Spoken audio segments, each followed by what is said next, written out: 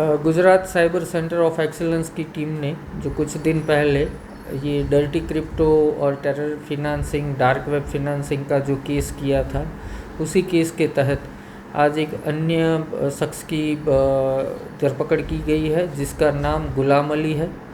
ये 2 साल से अहमदाबाद से गायब हो गया था और राजस्थान के उदयपुर में रह रहा था।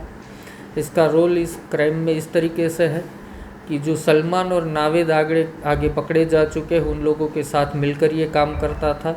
इसके अलावा ये भी रिवील हुआ कि जो पकड़ा जा चुका एक्यूज़ है जैद सिद्दी, उसके करीबन 10 लाख रुपए जो डर्टी क्रिप्टो के थे उसको 8% कमीशन लेके इसने कैश में कन्वर्ट करके उसको वापस दिए थे।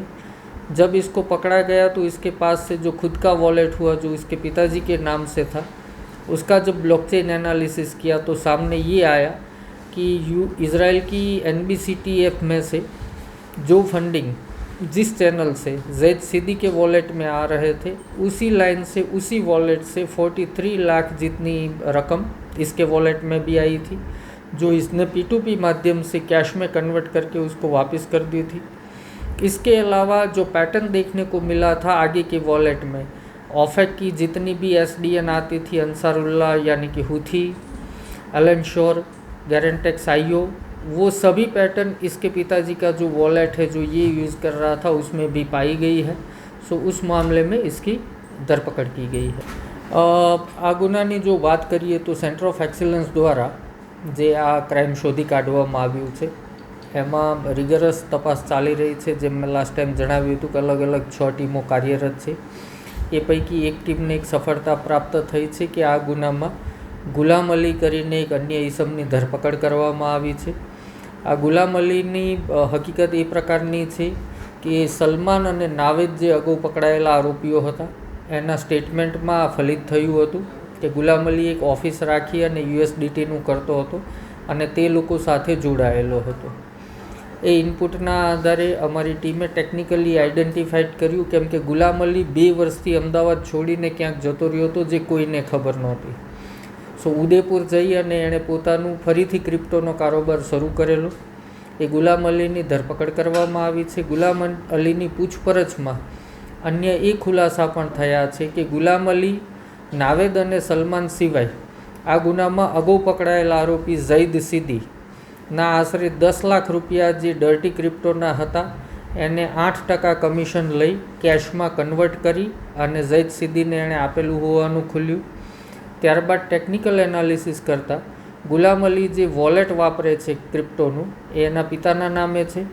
એ ક્રિપ્ટો વોલેટનું એનાલિસિસ જ્યારે કરવામાં આવ્યું ત્યારે ધ્યાન પર આવ્યું કે જે NBCTF ઇઝરાયલ દ્વારા જે માર્ક કરેલા ક્લસ્ટરમાંથી જે પૈસા આવતા હતા જૈદ સિદ્દીને, એ જ વોલેટમાંથી ગુલામ અલીના પિતાના નામના વોલેટમાં પણ એ સમયે 43 લાખ રૂપિયા જેવી મોટી રકમ આવેલી અને આ રકમ એણે કેશમાં કન્વર્ટ કરી P2Pના માધ્યમથી આગળ આરોપીઓ સુધી મોટું કમિશન ખાઈને પહોંચાડેલું હતું। ત્યારબાદ એ જે P2Pથી કેશ કન્વર્ટ કરતો હતો એના વિશે ઊંડાણપૂર્વક તપાસ કરતાં માલુમ પડ્યું કે એણે આશરે 90થી 100 જેટલા મ્યુલ બેંક અકાઉન્ટ્સ આના માટે વાપરેલા હતા, જે પૈકીના 60 જેટલા મ્યુલ અકાઉન્ટ જે તે સમયે ફ્રીઝ થઈ ગયેલા હતા। માટે એ વ્યક્તિ ગુજરાત છોડી અને ઉદયપુર સ્થાયી થયો હતો।